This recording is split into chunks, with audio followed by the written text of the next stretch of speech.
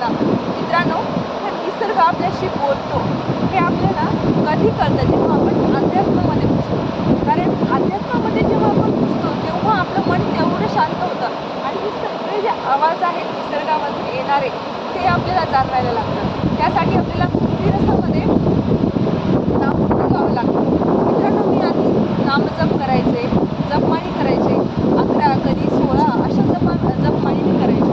पण मित्रांनो, ते मोजून मापून होतं. पण जेव्हापासून मी प्रत्येक श्वासासोबत म्हणजे प्रत्येक श्वास घेताना जे ईश्वराचं नाम आहे नामस्मरण करायला लागले तेव्हा माझ्या देहाला, माझ्या मेंदूला सवय झाली, माझ्या शरीराला, माझ्या देहाला त्या गोष्टींची सवय झाली आहे. आता मला ठरवावं नाही लागत किंवा मला स्वतःला आठवण करून द्यावी नाही लागत की आता आपल्याला नाम जप करायचं आहे, असं मला करावंच नाही लागत आहे. का तर आता ते शरीराला माझी सवय झाली आहे. सतत मनामध्ये माझ्या चालू असतं नामस्मरण, पांडुरंग हरी वासुदेव हरी. मी माझा नामजप तुम्हाला सांगेन. मी काय नामजप करते?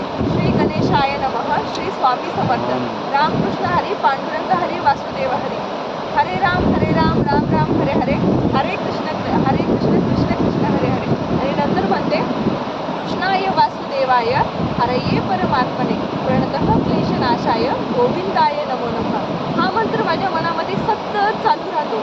आणि हा मंत्र जेव्हा आधी हा नामजप अशा पद्धतीने मी जेव्हापासून करायला लागले तेव्हापासून मला माझ्याचा बदल जाणवतो.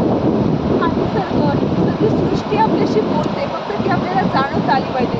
इतकी सुंदर ही रचना आहे या सृष्टीची, फक्त ती आपल्याला कधी जाणवेल जेव्हा तुम्ही अध्यात्मामध्ये घुसाल आणि अगदी शांततेत कसलीही अपेक्षा ईश्वराकडनं न करता आपण जेव्हा नामजप करतो, ईश्वराचे स्मरण करतो, तेव्हा आपल्याला ह्या गोष्टी जाणवायला लागतील.